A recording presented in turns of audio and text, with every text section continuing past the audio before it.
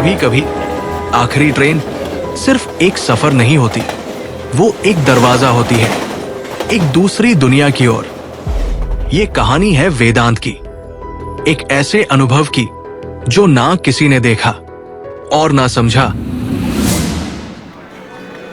ये बात आज से 3 साल पहले की है।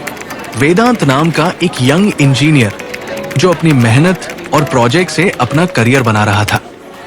हर रात देर तक ऑफिस में रुकना उसकी आदत बन चुकी थी। लेकिन उस सर्द नवंबर की रात कुछ अलग था।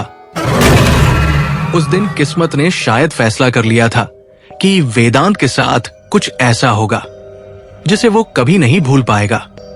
वो उस रात समय पर ऑफिस से निकला, सोचा आज मेट्रो पकड़ लूं, आखिरी ट्रेन है, घर भी जल्दी पहुंच जाऊंगा। लेकिन जैसे ही स्टेशन पर पहुंचा, मेट्रो के दरवाजे बंद हो रहे थे। अनाउंसमेंट गूंजा और वेदांत दौड़ पड़ा। सांसें उखड़ती हुई भाप की तरह उसके मुंह से निकल रही थी। किसी तरह वो सबसे पास वाले डिब्बे में घुसा।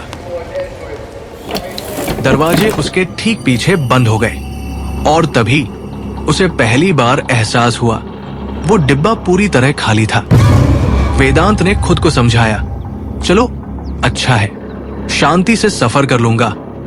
लेकिन अंदर कुछ अजीब सा लग रहा था, जैसे किसी की नजरें उसे घूर रही हों। मेट्रो चल पड़ी। पहला स्टेशन आया, दरवाजे खुले और एक तेज ठंडी हवा का झोंका अंदर आया। वेदांत की नजर सामने गई। स्टेशन की एक बेंच पर एक अधेड़ उम्र का आदमी बैठा था, बिल्कुल सीधा, जैसे लोहे का खंभा हो। आंखें बड़ी, एक कान से दूसरे कान तक बेजान मुस्कुराहट। लेकिन वो बैठा ही रहा, हिला तक नहीं, न पलके झपकी। वेदांत ने खुद को समझाया, शायद नशे में है, पर असली डर तो अब शुरू होने वाला था। अगला स्टेशन आया और वही आदमी फिर उसी बेंच पर था। वही चेहरा, वही मुस्कान, एकदम वैसी ही। वेदांत का दिल तेजी से धड़कने लगा। उसने सोचा कि ड्राइवर तक जाकर बात करे, लेकिन उससे पहले ही मेट्रो फिर चल पड़ी।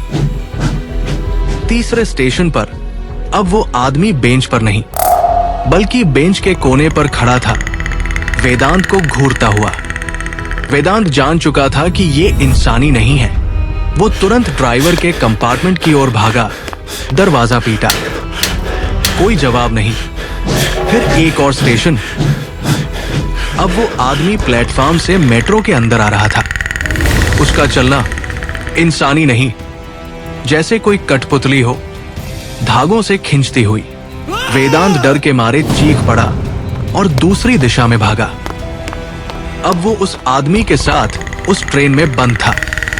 लाइट्स टिमटिमाने लगी, हवा भारी हो गई और जब वेदांत नीचे गिरा तो उसने पीछे देखा।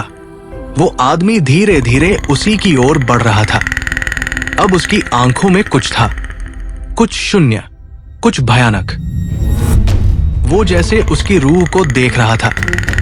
वेदांत ने आखिरी कोशिश की, दौड़ते हुए मेट्रो के आखिरी डिब्बे तक पहुंचा। बाहर प्लेटफॉर्म की लाइटें नजर आने लगी। दरवाजे खुले नहीं थे। वो आदमी अब उसके सामने खड़ा था। वेदांत शीशे पर मारने लगा और तभी उस आदमी ने वेदांत का चेहरा पकड़ लिया। फिर से वही मुस्कान, लेकिन अब उसकी आंखों से खून बह रहा था। दरवाजे खुले। वेदांत खुद को खींचकर बाहर निकाला, भागा, पीछे मुड़कर भी नहीं देखा। सिर्फ भागता रहा जब तक कि वो कोहरे में ढकी सड़क पर नहीं पहुंच गया। जब सांस वापस आई तो ऊपर मेट्रो स्टेशन की तरफ देखा।